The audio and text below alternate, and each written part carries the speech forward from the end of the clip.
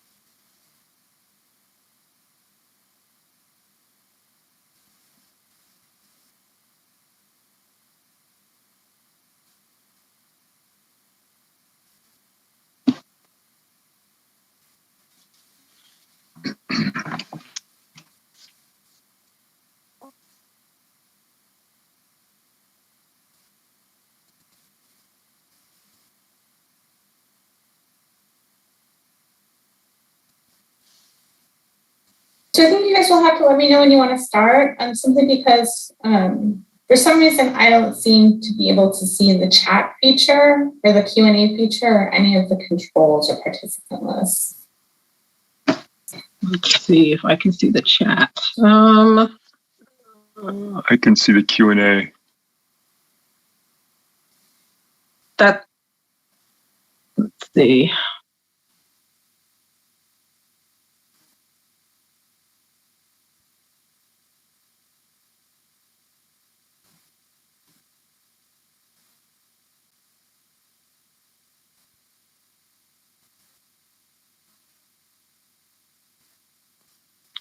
We can start at 3:35. One more minute.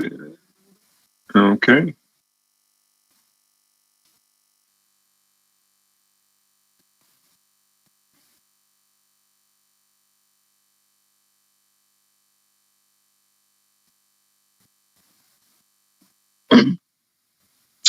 Okay, why don't we go ahead and get started?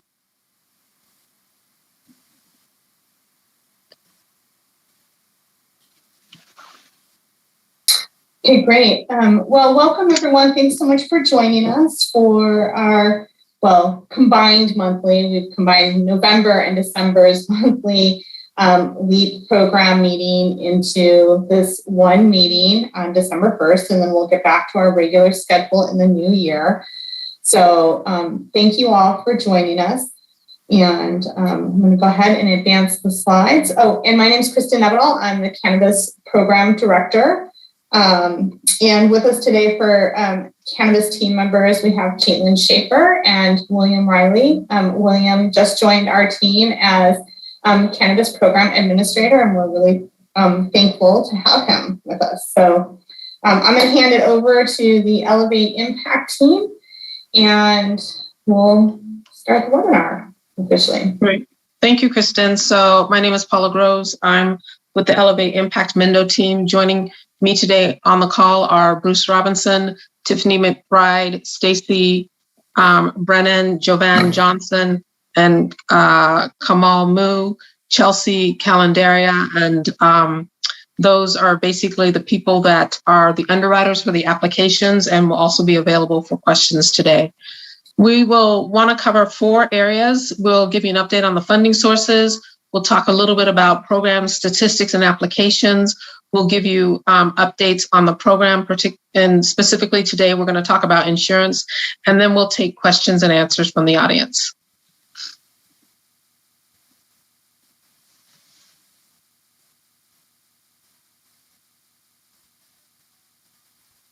Great, thank you so much. So a couple notes before we get going about participation. So please feel free at any time during the presentation to use the Q&A feature.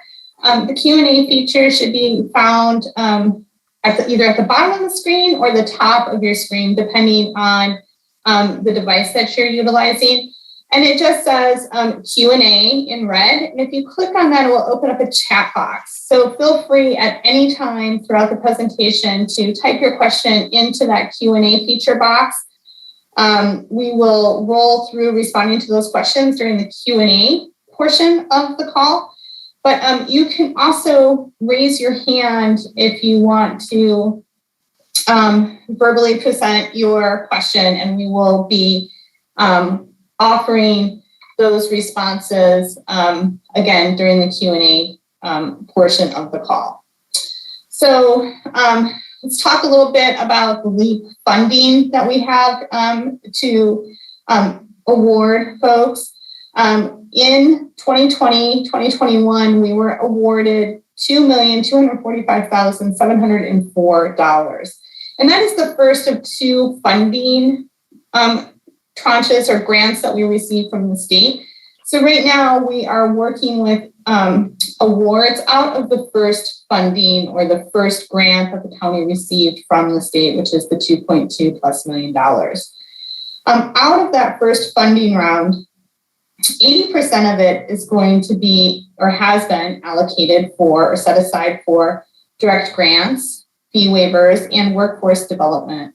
And 10% of it has been set aside for technical assistance programs. Then an additional 10%, totaling 100%, the last remaining 10% is for administrative services, which is the expense associated with administering the grant. So that is split up to help cover the costs associated with our administrative consultants, the Elevate Impact team, and any time that might be taken up by county staff in administering the grant. So this is where we're at today with the first round of funding. This round of funding needs to be fully allocated or drawn down by February 28th, 2022. And then we'll roll into a second round of funding, but we'll repeat this and talk a little more about it as we move through today's presentation. Okay, turning it back over to you, Paula. Great. So these are where we stand today in terms of the number of applications that we've gotten. In terms of eligibility, we've received 147 completed applications, of which 71 have been approved and 72 are in underwriting, and 4 were deemed ineligible or were abandoned by the person who submitted the application. In terms of direct grants, we've approved 14 so far, 29 are in underwriting, for a total of 43 completed applications. In terms of fee waivers, we've approved 7, 29 are in underwriting. 1 person abandoned their application for a total of 37 completed applications.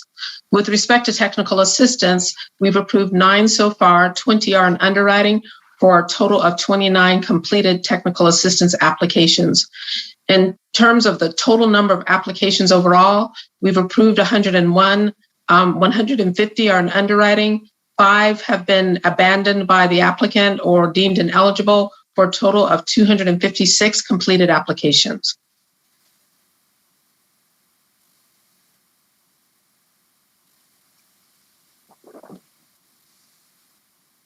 And the latest, what's going on here? Okay, sorry about that.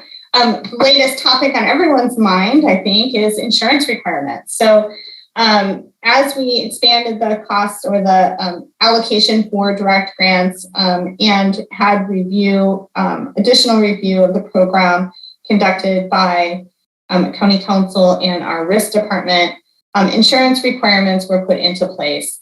There are two potential insurance requirements that folks should be aware of. The first is liability insurance. So any direct grant that includes capital improvements, those capital improvements will trigger liability insurance needs.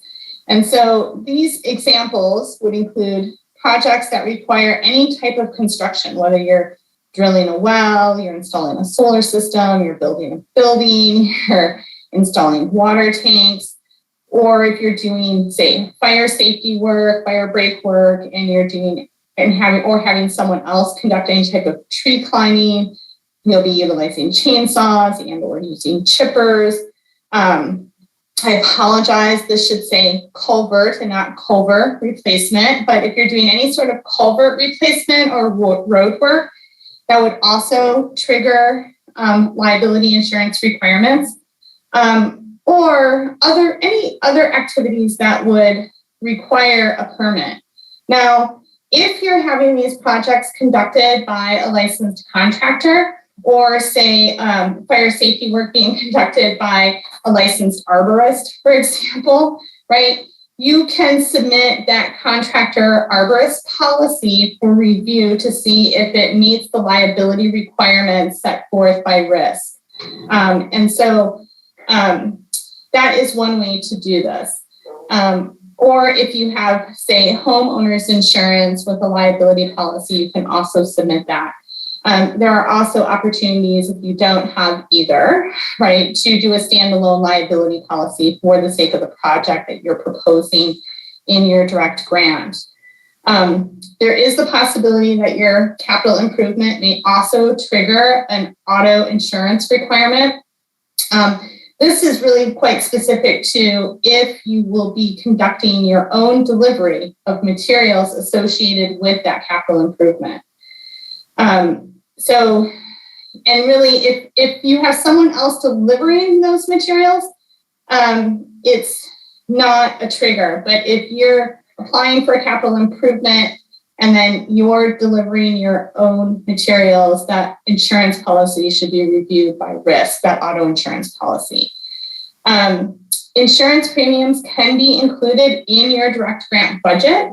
So if your contractor doesn't have adequate insurance, or you're not utilizing a contractor, and you don't have adequate insurance as a homeowner, you can apply for standalone.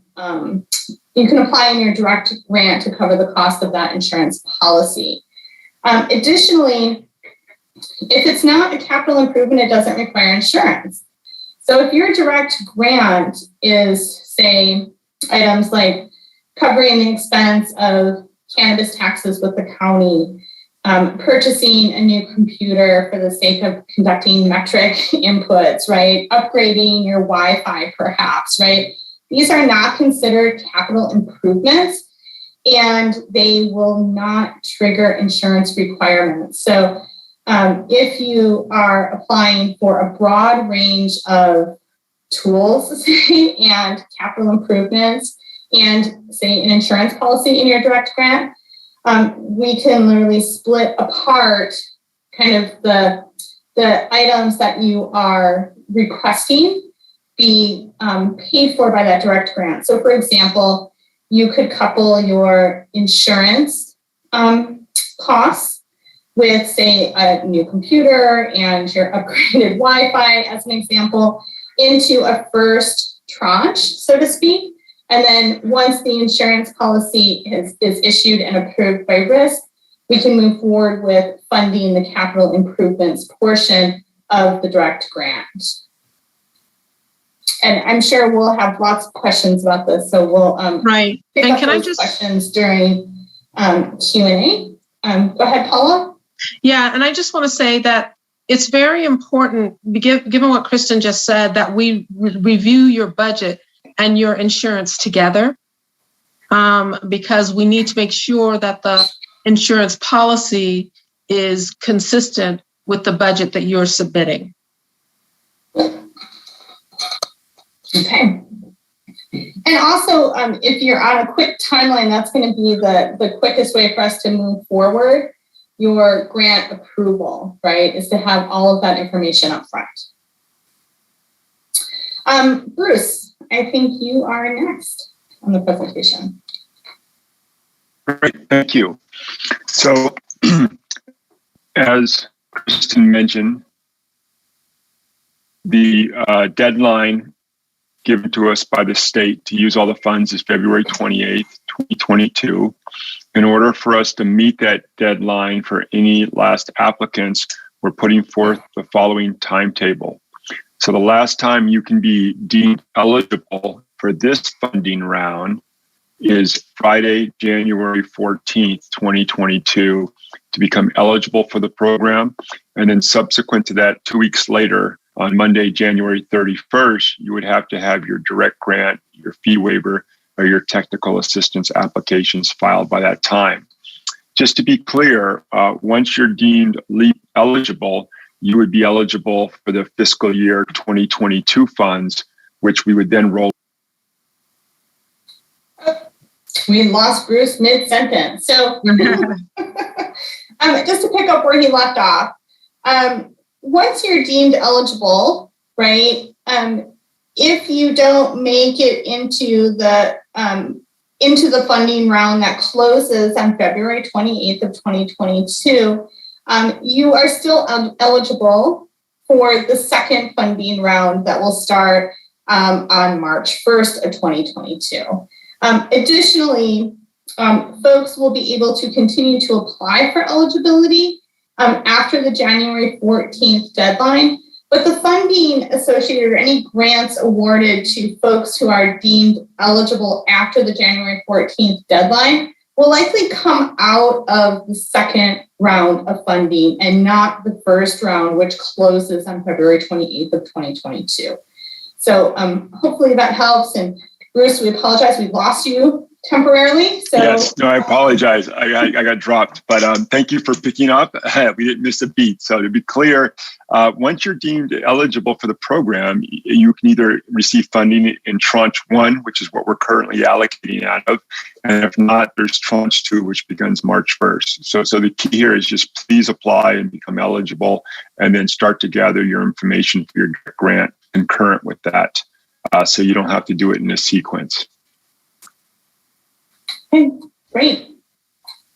And so really short but sweet presentation today. So we have a lot of time to have conversation and discussion and answer questions. So what we generally do is start with the questions that came in via the Q&A feature.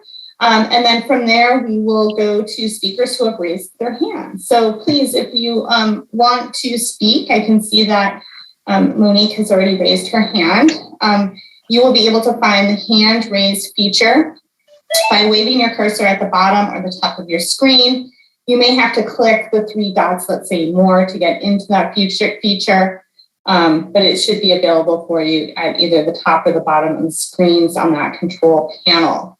So looking at a couple of questions that came in through the Q&A feature, we have an attendee who wants to know how we will guarantee that funds will be distributed before they have to go back to the state. I don't think there's any guarantees on that, right? I think we're going to do our best. Currently, right now, we're still waiting for the first handful or so of approved grants that have been put into the grant contract template from the county to be approved by county council. And county council is pretty bogged down. So unfortunately, that waiting timeline has been longer than any of us would want it to be. But as soon as we get the first few grant contracts back from county council, we'll be able to skip that process of going to county council because that will give us a formatting template for all grants that we approve. And then I will be able to execute them going forward, which will pretty dramatically speed up the process. But as of today, we are still awaiting that formatting guidance from county council so that we can proceed in eliminating that step of sending items off to county council. Let's see, this one's done. It's not a question. Let's see. let's see, what is the mechanism to split the tranches to grant funding out from non-insurance needs? I mean, I think it's really looking at what's in that budget and being strategic about how the tranches may occur. I don't know if Paula would like to add to that, or Bruce, but Paula's nodding her head, so I'm going to kick it over to you, Paula. Yeah, so, if you want just one basic tip, if you want to do a capital improvement project and you don't have your insurance in place, your first tranche should be, your budget should be equal to the cost of getting your insurance in place, right? So you could submit a budget for only the premium, the quoted amount to get your insurance. And that would be approved as a direct grant. You would get the money and then you can buy the insurance. And then your second tranche would be for the full capital improvement project. Also, you can work with your underwriters. They are pretty well trained in what's a capital improvement cost versus what's a non-capital improvement cost. And so if you want to get your first tranche of funding quickly, my recommendation is that you submit your budget for all non-capital improvement costs. And Kristen already mentioned some of them, things like Wi-Fi upgrades, purchase of equipment. You might have some state fees that are due. You might have some taxes that are due. You might need to hire an accountant. You might need to hire a lawyer. All of those, or you might even need to hire a consultant. All of those costs are not capital improvement costs. And therefore, if you want to get funding quickly, you should submit a budget for those non-capital improvement costs and get that approved. And then you still have the balance of your grant for the capital improvement project, which would occur as a part of your second tranche. But your underwriters have a pretty good handle on those different types of costs. So submit your application and they'll review your application with you and help you figure out your first tranche and your second tranche. Yeah, Paula, I'll just add one. Go ahead. I'm sorry, Bruce. The only other thing I want to say is you cannot submit a capital budget with an insurance premium budget, right? You have to have the insurance in place before you begin your capital improvement project. So if your goal is to get insurance, then simply submit insurance for the budget, and then you would submit your application for your capital improvement project, of which one of the attachments would be your insurance policy. Right. And I'll just share one technique that I saw from an applicant, and that is, the insurance cost can be around $2,000, $3,000. Many insurance companies will offer financing. So for that $2,000, you may only have to pay $500 down payment just to get the policy to go live. And therefore, you could submit to us a live policy with just as little as $500 out of your pocket, and you can just reallocate that somewhere else in your budget to your capital program, or as Paula mentioned, other areas. So if you really want to go very fast, I would encourage you to look at that option of using insurance premium financing, put down as little as possible just to get the policy started, and then the balance of the policy could be rolled into your direct grant funds. At least you would submit a completed application day one instead of doing the two-step process. Thank you for that. And I want to just kind of repeat myself, because it seems like we're still getting some questions about when folks can start getting money in their hands, and what kind of timeliness can we ensure when awarding a grant. Again, things will get much quicker for the awards once we have those initial reviews back from County Council. Until we have the initial review of the grant contracts, so these are approved grants that were put into the contract template that were then sent to County Council, until I start getting those back, we cannot format on our own grant contracts, which need to be formatted and then executed, meaning signed by myself and the awardee. And that has to happen before a check can be sent out. Checks then take a couple of weeks to process, because, we have to get that information over to the auditor's office on week one. And then the second week, the auditor's office actually processes that check and does the mailing of that check. So we are still waiting on County Council. I can't guarantee or state any timelines, because that portion of it is out of our hands at this time right now. Yeah, Kristen, I'll just add to that. I mean, Elevate Impact has clients with other cities, and these are new programs for these government entities, and they take time to ramp up. But once we get a few through the pipeline and checks are cut, the process does go much more smoothly. What Mendocino County is experiencing is very normal in what we've seen in some of the other, the city of Oakland, Los Angeles, Sacramento, that Elevate Impact works with. This is a normal learning curve for a government entity to go through. The process will accelerate once the entity understands how to process what these applications look like, et cetera. So we appreciate your patience, but unfortunately, this is part of the process when a government launches a new program like this. Great, thank you for that. And we're close. I really have confidence that we're close. Great. So is it correct that if a budget has not been submitted yet, that it's too late to get funding this year? And yes, that is true, right? We, on November 29th, closed the acceptance timeline for direct grant applications, fee waiver applications, and technical assistance applications to be awarded in the 2021 year, right? But you can still submit direct grant applications, fee waiver applications, and technical assistance applications. However, they would not be funded until after the new year, so sometime in 2022 at this point.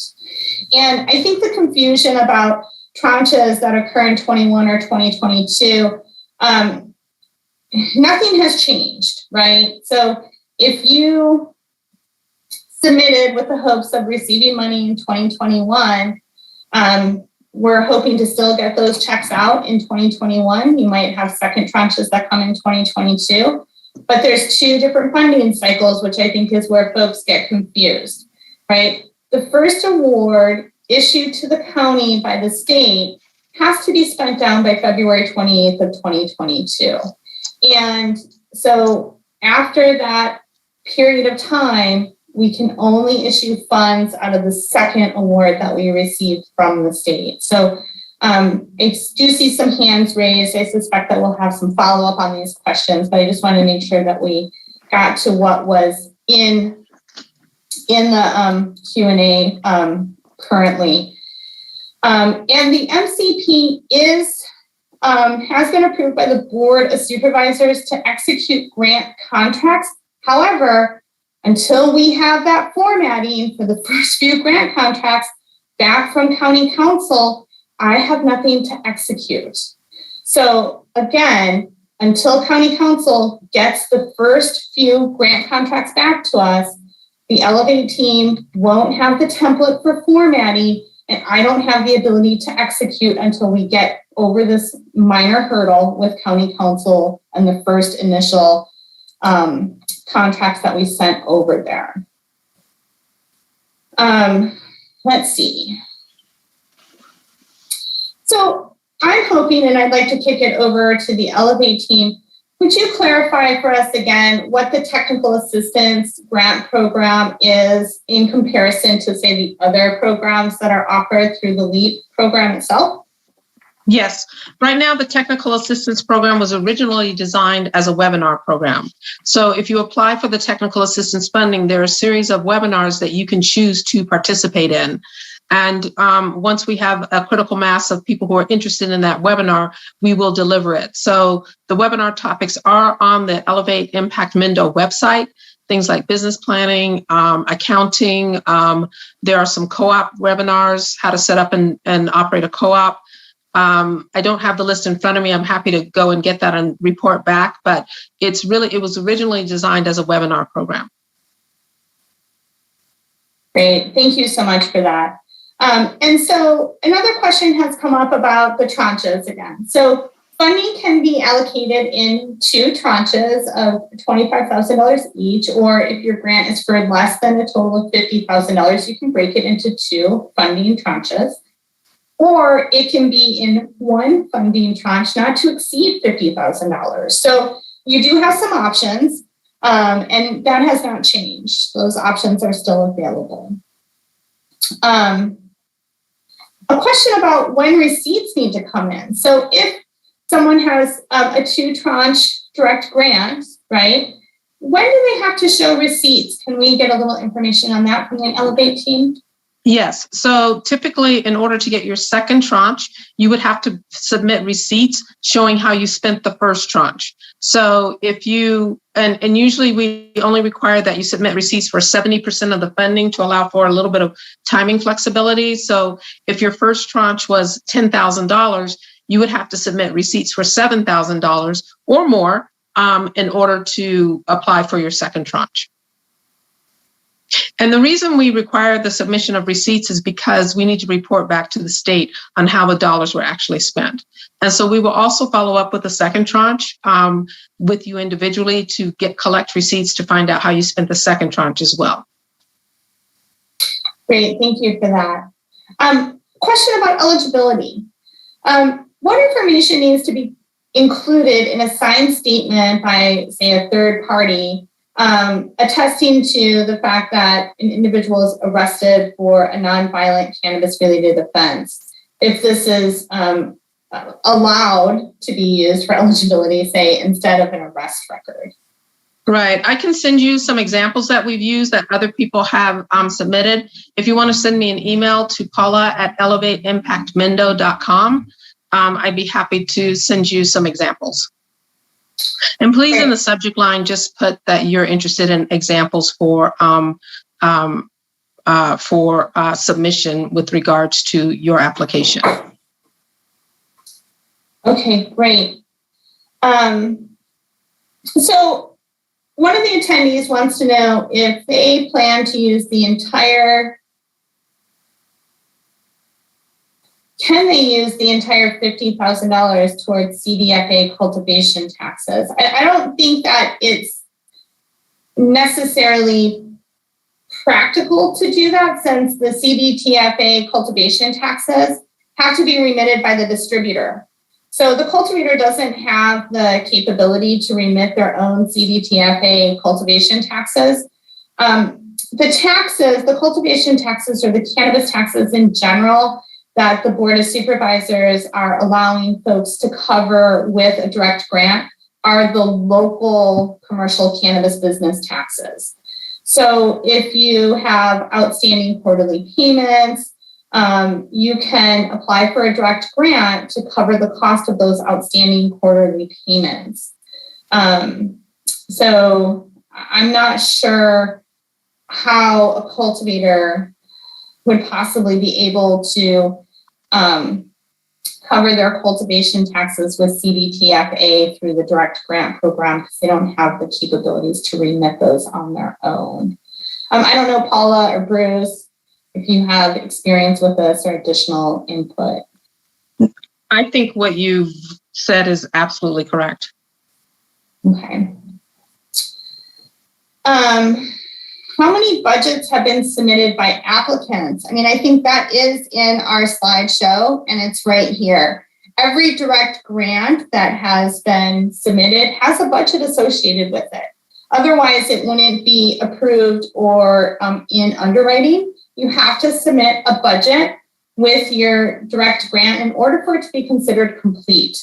So at this time, 43 direct grants, including budgets, have been submitted.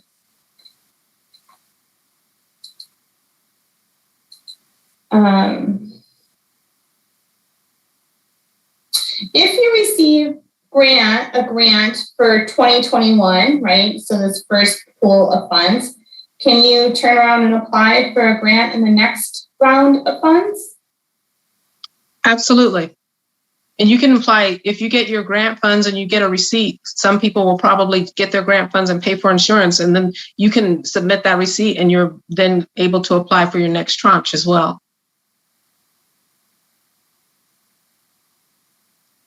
So folks are curious about when they can start spending money. So can they submit receipts from the date they applied for the direct grant or from the day they were approved? And I think that the spending starts when you're awarded the check.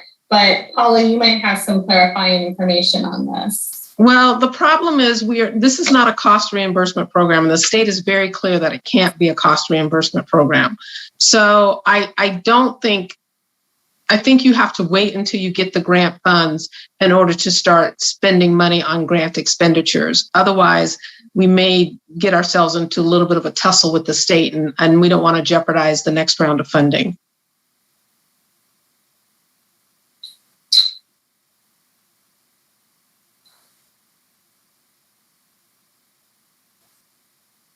So some more confusion or question about the insurance. So there's a requirement to submit a business certificate of insurance in the grant application. Is this in addition to property liability insurance? What is the coverage required for liability insurance? And I can't speak to the application, but I know that the grant agreement itself does have insurance requirements that the Elevate team has been sharing with applicants. And Paula, maybe you can add to this response. Yeah, again, I think that, the grant agreement Schedule G specifies specifically the amounts of insurance that are required for capital projects. So if you'd like for me to send you the Schedule G, I'd be happy to. Again, my email, paula@elevateimpactmendo.com. I think I missed the second part of the question, or maybe the first part of the question. Did I cover it? I think you covered it. Okay. Yeah. Okay. So still some confusion about the tranches.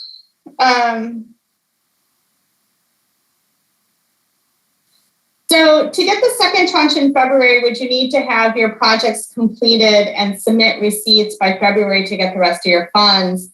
I would say yes, especially if you're looking at capital improvement. So if you apply sometime between, if you've already applied, right, or you apply for your direct grant before January 31st, you would have to, and you have to get insurance, you would have to immediately fund that insurance and turn in those receipts so the second tranche, right, can get allocated to you before that February 28th, 2022 deadline. So Paula, Bruce, Elevate team, I don't know if you want to add to that. I guess the question is, I appreciate the question, right? Because we're coming up pretty quickly on the deadline. And the question is, can you spend, I think one of the things to think about is, can you spend the money quickly enough? And my experience with a lot of capital improvement projects is you should be making progress payments, right? You shouldn't have to wait until the project is completed before you've spent all the money. And so you can submit those progress payment receipts. If you're having trouble spending the money down quickly enough because you're encroaching on the deadline, come talk to us and we'll figure out, we'll work with you. We're not trying to be harsh about this. We want to get this money out as quickly as possible so that we don't have to give it back to the state. But, again, you should be making progress payments, and those progress payments would constitute a receipt. Absolutely. So if you're doing a deposit with a contractor, you put money down on materials that you're going to be using for that capital improvement, those receipts can start coming in. So absolutely. Question specifically from Cyrus Moss, and hopefully I didn't mispronounce your last name, and if I did, I really apologize for that, Cyrus. But Cyrus submitted an application before the deadline in November, so before the 29th, it sounds like. And he's been emailing with Paula back and forth, and he's curious if he has an underwriter yet. I know that might be take a little bit of time to respond to. So the second part of his question is there an example? Like, does the Elevate team have a budget example? So applicants know kind of what you might be looking for, what the formatting might look like. And so maybe, Bruce, you could respond to the budget example. Well, I know Paula was doing some research. So. Well, just to answer the question really quickly, we have a sample budget template that I'd be happy to email out, or Bruce can email it out, or you can ask your underwriter for it. And maybe we should even post it on the website. But we do have a sample template that we can send. Sorry, I just wanted to be responsive. And then Cyrus. Yeah, Cyrus, we'll check. I mean, we obviously got a lot of applications on Monday, November 29th. We're working through the process, so we apologize if you haven't got back. there literally were dozens that came in at midnight on the 29th. And as we worked through those and assigned them through underwriters, someone within the week should be contacting you to acknowledge that they've received your application and that you've been assigned one of the 5 or 6 members on this call to your application. Yes. And yes, Cyrus, you have been assigned an underwriter. So I'll just follow up with your underwriter to make sure that they can reach out to you and be in touch. And just to speak to volume, right? So I want to say that in October, we had around 53 completed eligibility applications, 53. So here we are about, a little more than 30 days later or so, and we've almost tripled the number of completed eligibility applications. And so what I'm noticing is that the Elevate team worked all through Thanksgiving. So they worked all through the holidays and all through the weekend after Thanksgiving. And I know this because I kept seeing eligibility certificate awards coming through our email. We're CC'd on all of those. So they're processing these applications as efficiently and quickly as they can, yet remaining thoughtful and thorough in that processing. So we just have seen, and we're really appreciative for it, but we've seen an incredible increase in the volume of eligibility applications, as well as grant applications, direct grants, fee waivers, and technical assistance. So everyone's really putting a lot of effort into getting through those. Let's see. Will a new equity grant request be submitted for Mendocino by, I think the deadline is actually December 13th. And if so, when will the grant be allotted if approved by the state? So we are working on a grant application. Our program administrator, William Riley, is really doing a lot of work on that. So we're actually incredibly appreciative. So thank you. So we would not be awarding, if allotted, until we get through the next round of funding. So we have to award in the order that we've received the funding. So right now we're on the 2020-2021 funding pool. Then we'll move to the 2021-2022 funding pool. If we get awarded this next application period, that will be a third funding pool, which will be the 2022-2023 funding pool. So I hope that helps explain the timeline a bit. Are applicants able to update their budget to reflect new information regarding how to best plan for the insurance? So I'm going to kick that over to the Elevate team as you all are doing the underwriting. So, the answer is yes, but the question is timing. So if you have submitted a direct grant budget and you've submitted your direct grant application and it hasn't, and you're still in underwriting, absolutely you can change your budget. If your budget has already been submitted to the county for approval and for signature, I would say that the way to address budget changes is during your invoice process. So let's say that you submit a budget and you think, water tanks are going to cost $10,000, and then something happens, they end up costing $12,000. You absolutely can submit a receipt for $12,000, even though it doesn't match the budgeted amount. Or maybe another expense comes up. I can't think of, let's say you decide you have to spend more money on legal fees. And so can you submit a receipt for legal fees showing us that's how you spent your budget? And if the invoice is for an allowable expense, then what we do is a budget to actual comparison. So we look at what you budgeted money for, and then we look at how you actually spent the money. That's standard. We don't have crystal balls. We can't always predict the future, but your budget funds can be reallocated to allowable expenses, and we'll address that during our budget to actual comparison. I hope that makes sense. But your underwriters can work with you on this. Yeah, and I think just to add a little clarity, you just can't go over the award amount, right? So if you're awarded $50,000 because that's what you asked for in the direct grant, which is the maximum that we can award for a direct grant, you can't spend $12,000 instead of $10,000 on water tanks without taking that extra $2,000 from a different aspect of your budget, right? You would have to realign your budget to stay within that final award amount. Let's see. Yes, I think we can absolutely post examples of the budget on the website. And I think we can probably post the insurance requirements. Just so everyone is aware, you will be able to find this presentation in its entirety with the slides on the county's YouTube channel. So you can always go back and look at the presentation as well to hear the Q&A or what was presented about insurance or any other aspect of it. So a couple resources there.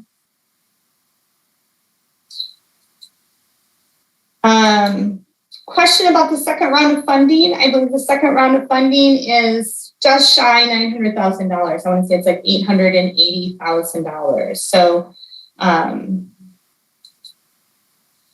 and let's see.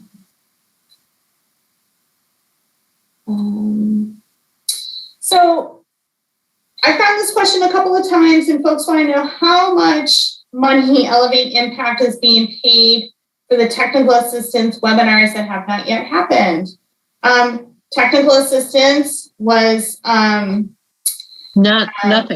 Yeah, we haven't even paid anything. Exactly, but this is what has been set aside.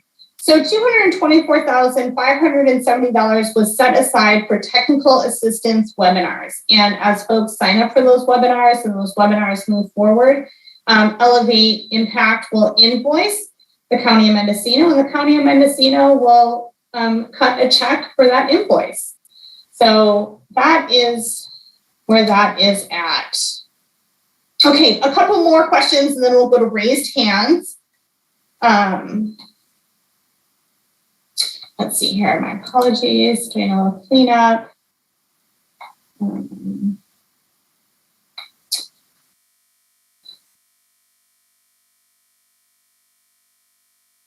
People are concerned about getting checks out to them by the end of December.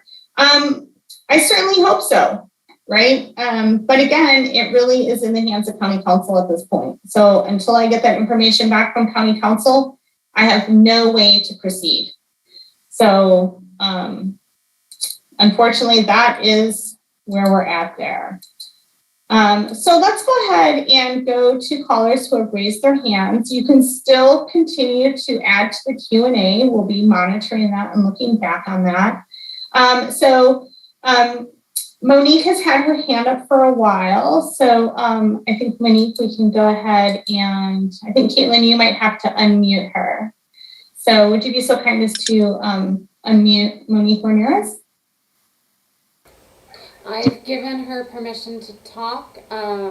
She will just need to unmute herself. Hi. Can you guys hear me okay? We can. Perfect. I first want to just thank you so much for having this webinar so we have an opportunity to get our questions answered. It's really, really appreciative. My concern is just around the timing of being told like that your direct grant proposal has been accepted. And I submitted mine at the beginning of October, I believe, and have been working with my underwriter. And since then, the insurance issue came up and I found coverage. But for the insurance for the car, I had to actually basically initiate the policy, but the bill is due by the end of this month. And so I don't want to pay it because I included it as a budget item. And I'm really curious the process, like who's reviewing my actual direct grant proposal to tell me if, yes, these funds can be spent in this way or not. And I feel like, it's already basically December and I still don't know anything about that. And my partner submitted his application the day that the funding was, or not funding, but the requirements for income eligibility changed. And I know other people that got awarded their issuance letter of acceptance like the same day that he did. And I'm like, wow. And they submitted like the day of the deadline. And so I'm just really concerned about timelines. And he also went online and submitted all of once he was awarded the grants, then he went in and filled out all the information for the different categories, and simultaneous to that also submitted his direct grant proposal, but hasn't received any feedback or like email, yes, we've received it, it's being forwarded to the county or whoever's reviewing it. And so I'm just hoping we can get some clarity about that today. That'd be really great. And again, I'd love to know the status of my direct grant, if it's good, if it's being accepted, if there's something wrong. I really wish I could know as soon as possible so I can fix it and get it turned in, because I started this process back in March. Thank you. So, Monique, this is Paula. I don't feel comfortable disclosing information about individual people's grants in a public context like this. If you could send me an email, and if you'd have your partner send me an email as well, I'd be happy to give you an update about your specific situation. That said, I am concerned about the fact that your insurance bill is coming due, and will you have a grant check before that bill is due?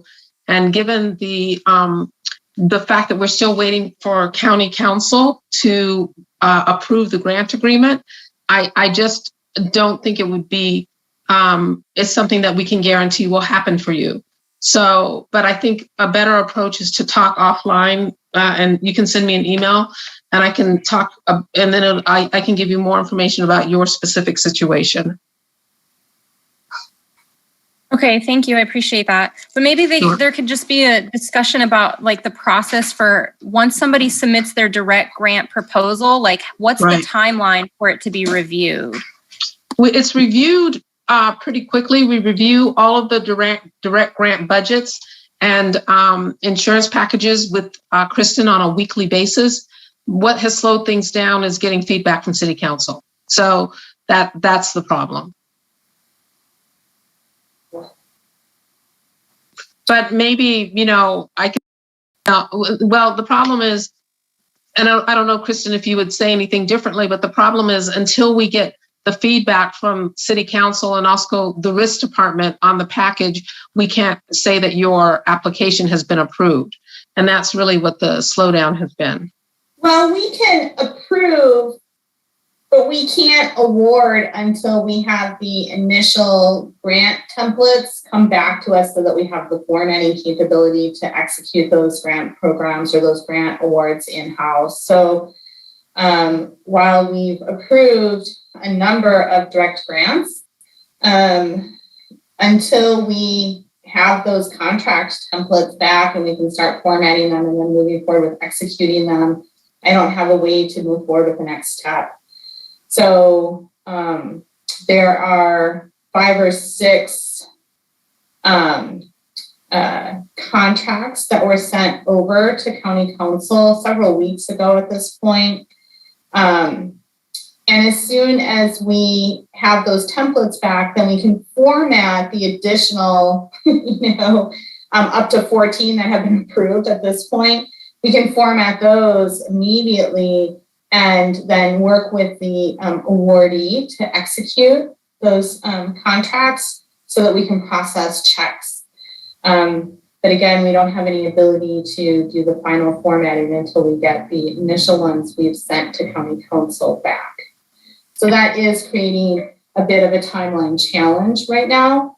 And we just don't have any way to overcome that because we do have to get the formatting and understand the expectations from our legal team before we can proceed with executing the awards. So Monique, does that help? Does that answer your questions? Thanks for following up. I just put in the chat, my question is just that are the people that have been approved off this slide that says 14 for the direct grant, have they been notified that yes, your direct grant proposal has been approved. However, we're waiting for county council to do their thing before we can cut you checks? Or do people not know that? Because I don't know which category I'm under, if I'm still being reviewed after, all this time, or if I've been approved, but just no one's notified me? And I think that's a question a lot of these people on this call probably would like to know too.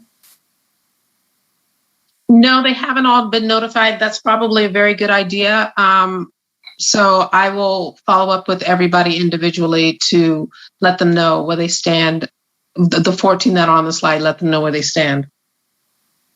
And so a question came up during this conversation about what risk's role is. If we're seeing capital improvements in the grant budget, it will have to go to risk for approval. But if we know that there's, it's a computer purchase, it's a Wi-Fi upgrade, it's hiring consultants, it's hiring legal help to form an entity, those direct grant items can move forward without insurance. And so that budget or grant application itself does not need to go to risk. It's really the capital improvements or anything that we think might be considered a capital improvement that would go to risk. Risk really needs only about 10 minutes to review and make sure, yes, an insurance policy is needed, no, it isn't, and hopefully the insurance policy is included in that grant. So at the same time, risk can review that insurance policy. But altogether, between looking at the grant and reviewing the insurance policy, it's going to take risk about 15 minutes to do that final sign off. They do this all day, every day, so there's no reinventing the wheel, so to speak, for the equity program. It's just putting it in front of our risk department. So we should be getting responses, I would imagine, in the majority of the cases the same day from risk, unless we submit at like 4:30. In most cases, we would get pretty immediate responses from risk. Let's go ahead and go to the next caller who has their hand raised. So Michael Katz is our next caller who has their hand raised. So would you be so kind as to unmute Mr. Katz? Hello, thanks so much for holding this seminar and providing this additional information. It's definitely useful.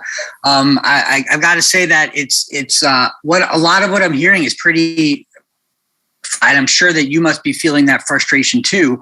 The fact that there is no really clear pathway to ensuring that these funds are all distributed prior to February is very concerning. And the fact that the Board of Supervisors and the ad hoc were very clear about wanting to streamline these processes and, acted to do so. But unfortunately, obviously, what that intent has not materialized in actual streamlining. And so I guess my question is, how informed is the ad hoc of these specific issues and what kind of efforts can be made towards addressing the Board of Supervisors and trying to ensure that changes are made to make sure that these funds are actually distributed before they have to go back to the state, because that would just be a travesty. Thank you. Yeah, the ad hoc is aware of the situation. We met with them last week, met with them last week before Thanksgiving. They do know that we are waiting for County Council to approve the initial contract so that we have a template. And they did specifically provide me the authority to execute grant contracts. So once that template is in place, this will all move much more quickly. But I don't really think there's much we can do to take workload off of County Council's plate at this point. So they're subject to a slew of deadlines, and I do hope that they'll get back to us ASAP, but I email them regularly, I talk to them regularly, I ask about it regularly. Hopefully we'll hear back in very short time. But yeah, I don't know what else we can do at this point. I do think, once we move into the new year, I'm sure by then we'll have these templates and it will go much quicker when we can format these on our own and move forward with executing them and move past the step that of going to County Council on these. So it's a temporary hang up It's unfortunate, but it is temporary. Additional questions, Michael? No, thank you. Thanks for your response. Okay, thank you. And so next caller, before we go back to the Q&A questions that have come in, Paul and Susan, Paul Hansberry and Susan Tibbin are on the line. So Caitlin, would you be so kind as to unmute them? Paul, you've been added to the meeting, as well as Susan. Please unmute yourself in order to speak. You can do this by pressing *6 if you are on a phone, or... I think I've already done it. Thank you. Thank you very much, Caitlin. My pleasure. And Susan wants to chime in after me.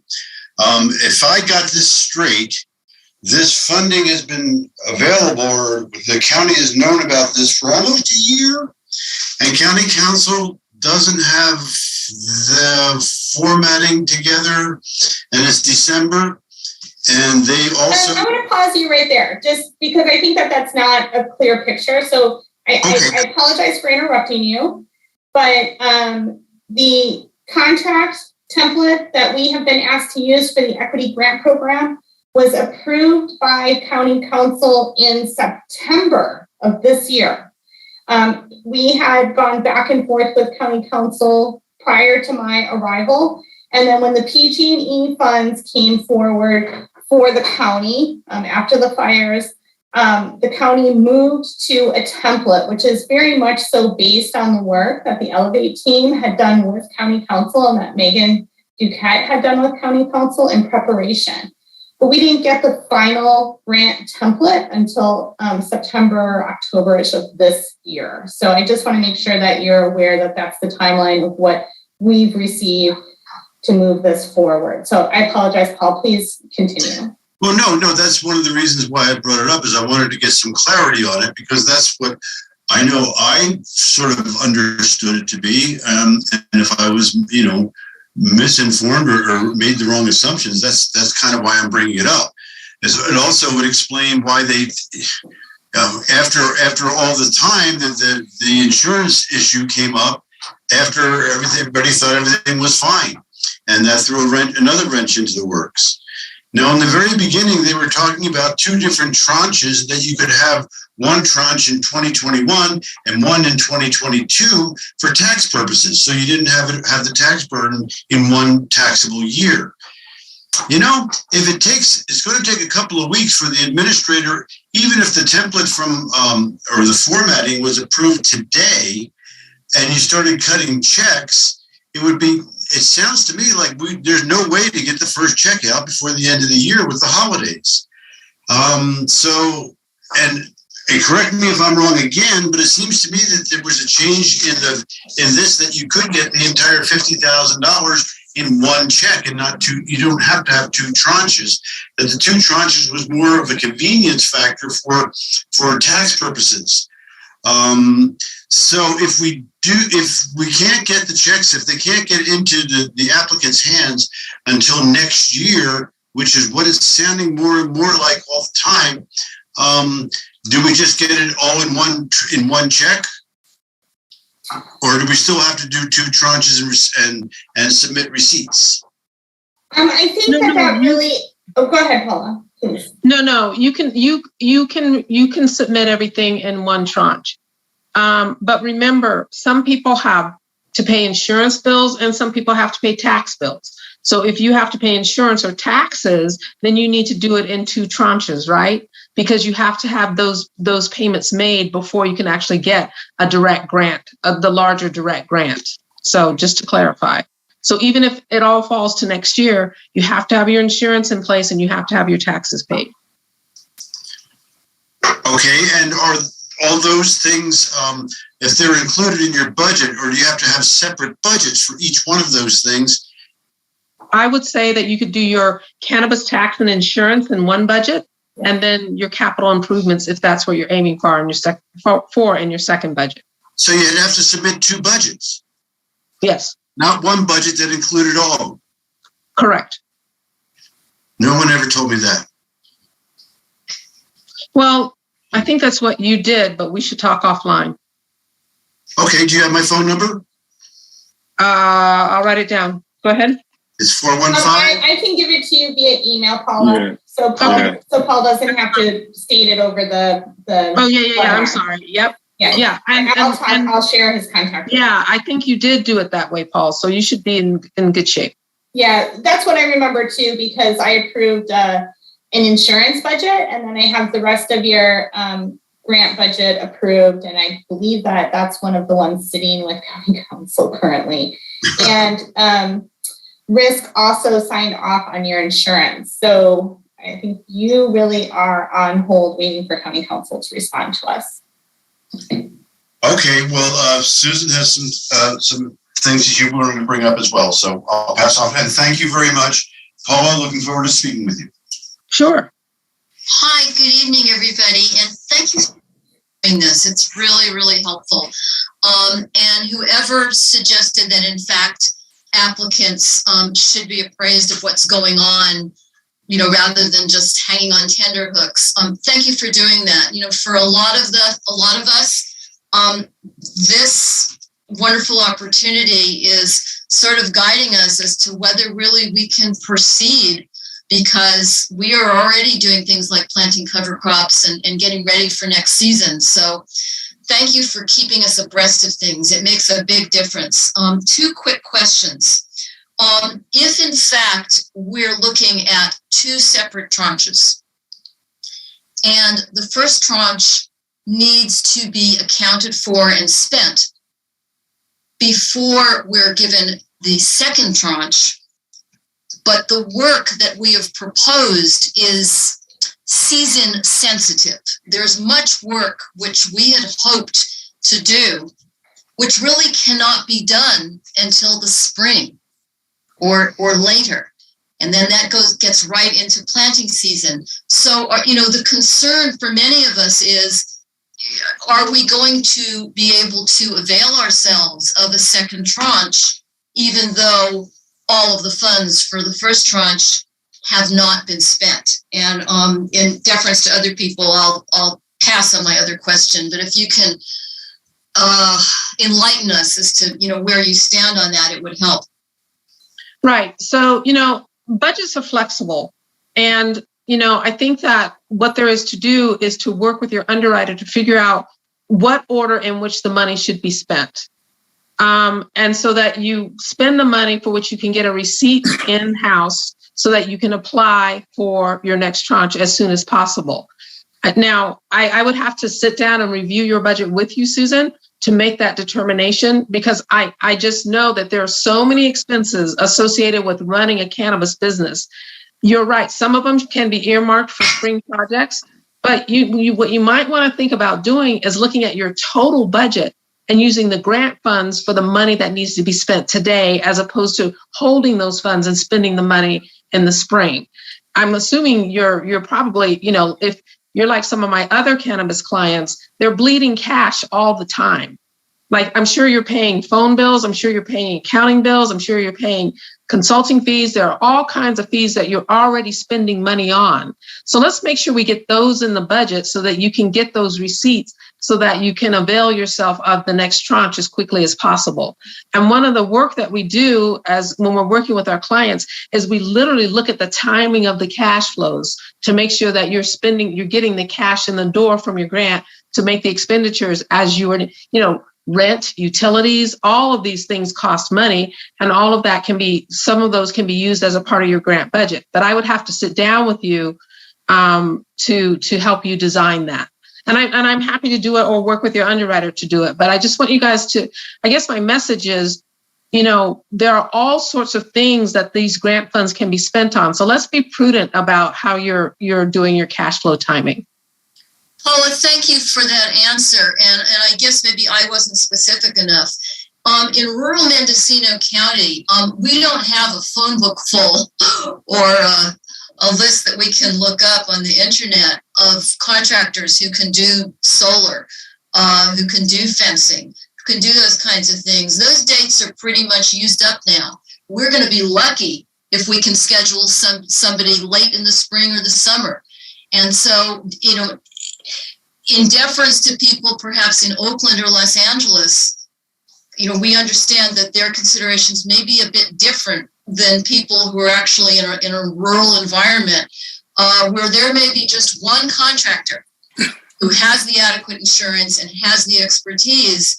And that's part of who we all are, that we're already almost at the end of the year, because the dates, we're not going to be able to get dates with the contractors we need.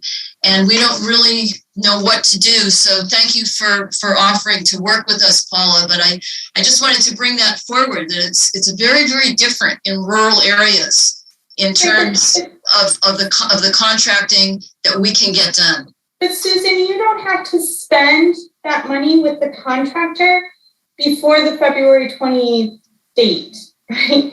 We have to cut the check to you out of that first pool before that date. So I know that it's inconvenient, and that we're quickly upon the work season for any sort of culvert replacement or road work or earth moving, and that contractors are in short order during that work season. But the state doesn't require that we have receipts from you that you've spent that money by February 28th. It requires that we have allocated the funds to you by that date. I hope that helps. Thank you, Kristen. Thank you for clarifying. Yeah, absolutely. Any additional questions, Susan? No, thank you very much. Okay. So I'm going to go back to the Q&A, and I'm not going to start at the top, and I'm going to go back to the top. So if you put in a question in the Q&A, bear with me a little bit, but there's I want to flush out some additional questions that have come in that are along the same lines of the topic that we've been talking about.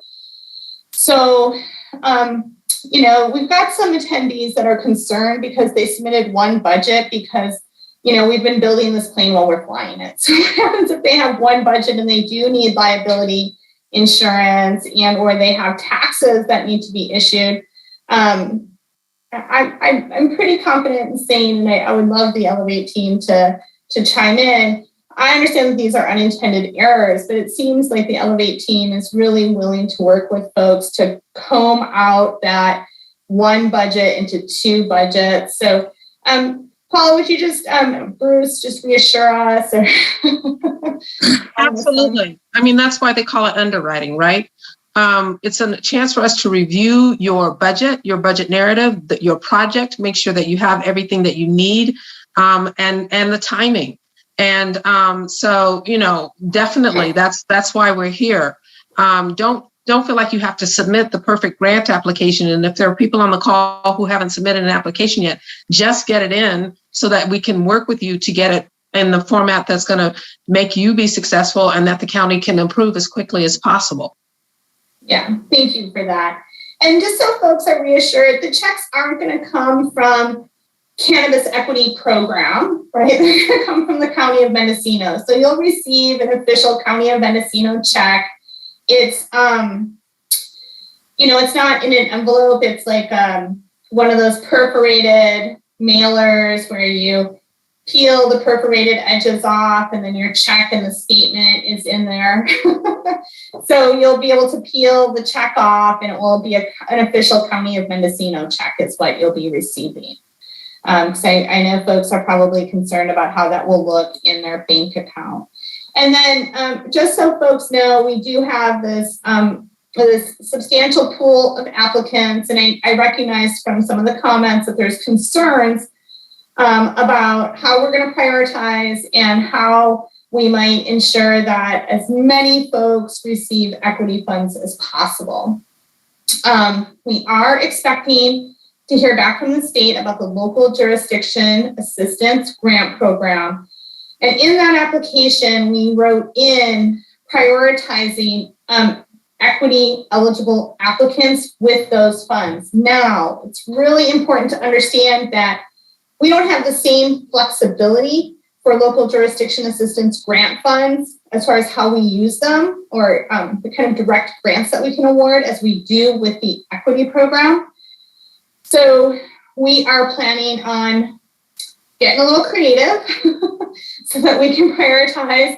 And what I mean by that is we may have to work with applicants as funds shrink in the equity pool to ensure that we can serve as many eligible equity applicants as possible with items that are, by funding direct grant items that are only able to be funded through the equity program. So for example, let's say we just kick into overdrive on January 1st and we realize, holy cow, right? We're going to spend down this $2.2 million in 2 weeks. And we've got some big projects out there, right? We should, I'm assuming, in the next couple of weeks, hear back about our funding from the Local Jurisdiction Assistance Grant Program. So we can then start planning to say, okay, we're going to cover this applicant's insurance and their computer and their legal costs and their taxes with equity money, and then we'll roll over their award for their capital improvement project that might be specific to their CEQA, right, to the Local Jurisdiction Assistance Grant Program. So we do have a plan for that. We are continually having that conversation. We'll be using the exact same grant template for the Local Jurisdiction Assistance Grant Program that we're using for the Equity Grant Program.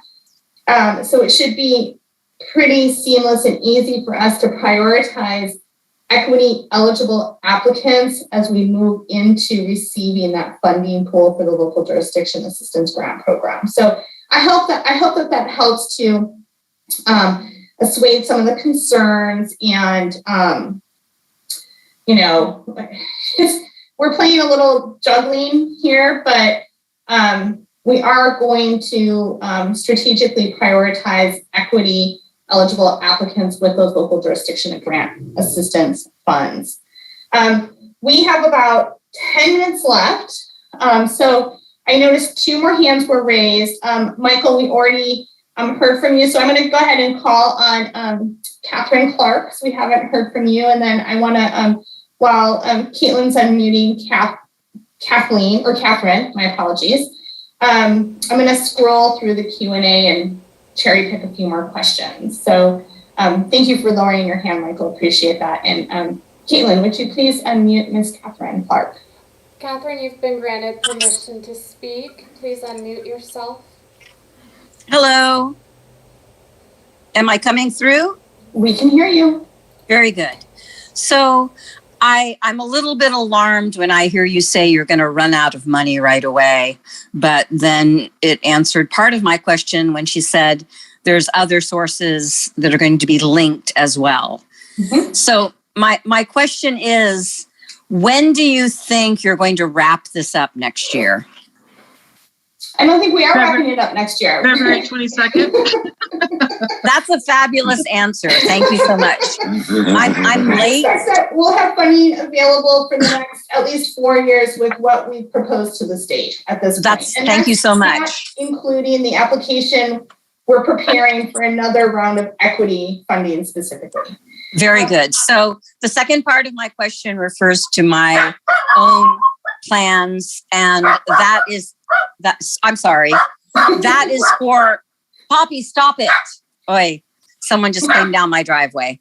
Let me go in another room away from the dog. Okay. I'm sorry about that. It happens. So my question does this application also cover nurseries? Absolutely. So okay, very good. All cannabis permit types in the county located within the unincorporated area are potentially eligible for funds through the Equity Grant Program. Okay, so that type of business plan is welcome. Please, yes, absolutely. Okay, thank you so much, and thank you for this. I'm late to this, but I feel very encouraged after this program. Oh, we're so glad to hear that. Thank you, dear. Bye-bye. Thank you. So we'll do a couple more questions from the Q&A before we wrap up. So do the technical assistance dollars need to be allocated before February 28th? And so the technical assistance dollars that are in this slide here that were proposed for the first award that we received from the state do need to be spent on this year. However, I want to note that we do have the ability to work with the state to juggle some of these pools of funding. So if we're in a position where we don't have enough technical assistance grants, right, to say draw down this sum of technical assistance, it's my understanding that we can ask the state to allow us to utilize the remainder of those monies for direct grant, fee waivers, or workforce development allocations. So we do have some wiggle room, so to speak, to kind of work on making sure that if we aren't ready to do technical assistance programs before the February 28th, that we can still utilize those funds. So this question, I think, is a good one because a lot of folks, I think, get a little confused about what technical assistance is. And oftentimes we talk about technical assistance, not in the terms of non-equity grant terms, but in broader terms as hiring consultants and other experts to potentially help you. So consultants, legal help, accountants, this can all be included in your direct grant application and your budget, which some folks may refer to as technical assistance. But if you would go to elevateimpactmendo.com, right, which is the website, you will find in the header a technical assistance page. So you can click through to the technical assistance page, and then you can really see what the LEAP program considers technical assistance for the sake of the LEAP program. So I know it's a little bit of a sticky response, but I think we just, it's confusing because technical assistance has a little bit of a different meaning than I think how we commonly refer to it in other arenas when we're talking about it in the LEAP perspective. So I don't know, Paula, if you want to add to that. It looks like your screen. No, I think going to the website is really the best way to get started. So, question about how the funding might work between like the first round of funding and say the second round of funding. So if we award an eligibility or an applicant who's eligible a full $50,000 in direct grant funds during this first funding round, can that eligible applicant apply for another $50K during the second grant round? We would have to approve that. That would be something that we'd have to take back to the Board of Supervisors, because really what you're saying is the amount of, right now, with the way the program is structured, is each applicant can only get $50,000 in direct grant funds, regardless of whether it's funded out of this full state round of funding or next year's round of funding. If we want to allow for a grant recipient to get, say, $100,000 in grant funds, we would have to go back to the Board of Supervisors and get them to approve an increased allocation per grant applicant, which we can do if we run out of money and people, turn in their receipts and their projects are ticking along and everything's great. We can absolutely ask for increases, but we need to get this first money out before we go back and ask for more money, right? Yep. And it's possible that some of the projects that you might want to do might be available for funding under the local jurisdiction assistance grant program. So, right. Again, there's other funding pools. There's kind of multiple ways to skin this cat, so to speak. And so we just have to keep an open mind, be creative, and be strategic. Right. And the only other thing I would add is in every other jurisdiction that we've worked in, they have been we call them follow-on grants. When we raise the amount of money that each applicant received, we've raised the amount of money that each applicant can receive in every single jurisdiction that we've worked in. And so hopefully that'll give you some hope. But I think one of the reasons this amount was set initially In fact, we've already done it in Mendocino. We started out at 10,000, right? And now we're at 50,000. So if history, is a good teacher, we'll probably increase grant amounts per applicants going forward. And we've gone back multiple times to the board, not just to increase grant amounts, but to expand criteria so that the direct grants are actually more accessible to folks. I mean, that's been the intention. So I want to get us in a position where we can wrap up here because we're at 4:56. I want to really thank everyone for joining us today. There's a couple of questions that I think we touched on, but we might not have fully covered. I would encourage folks to please go to the elevateimpactmendo.com so that the direct grants are actually more accessible to folks. I mean, that's the direct grant criteria, fee waiver application and criteria, the technical assistance application and criteria. Pretty much all of that information is there on that website. And you have the ability to also communicate with the Elevate Impact team through that website. You'll find email addresses and contact us information right there on that website.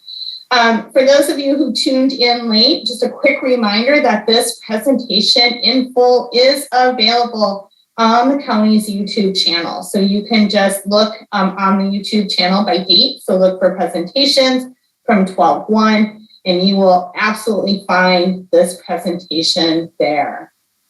And then we will be having another one of these meetings in January. So I think we went for the third Wednesday of the month. So we'll make sure we get a notice out to folks as we get into the new year. And so you can bring all of your questions there. Hopefully by that third meeting, we'll have awarded a bunch of money. And so we'll be able to focus on questions about receipts and invoices. And so please bring your questions. And if you have questions or suggestions of items that we should hopefully cover during these meetings, please don't be shy to send your request for agenda items to the Elevate Impact team and or to cannabisprogram@mendocinocounty.org.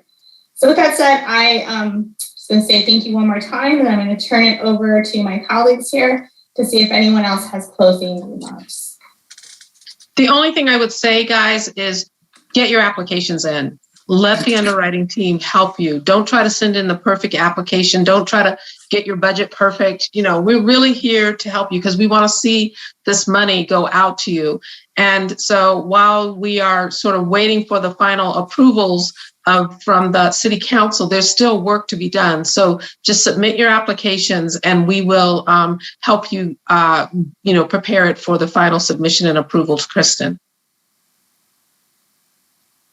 The only thing I'll add is an underwriter, we're committed to working with you on your budgets. It's an iterative process as things come up in your projects. So we can amend those. Just email us directly, that being your individual underwriter, and just get your documents in. I apologize for the lack of communication as to where you stand. In some instances, we're still, as underwriters, waiting to hear back from county council or the risk department, et cetera, before we can give you a commitment on whether or not you've been approved. But we'll try and clarify that, at least to let you know where you are in the process. But lastly, please get your applications in. And I did hear some concerns about funds being returned to the state. I think there's been a consistency by the county board of supervisors to expand criteria, to get more and more applicants in, to raise the limits from grants from $10,000 to $50,000. So we're pretty confident that all the money will be put back into the community in various forms through the various direct grant applicants. If you do the math on the 43 people we already have for direct grant applicants times 50,000, that's well over $2 million. And I'm sure more of you will be applying in the next few weeks as you become eligible. So we're very confident the money will be invested in the community. All right. With that said, I think we're going to go ahead and close the webinar. So we'll talk to you all after.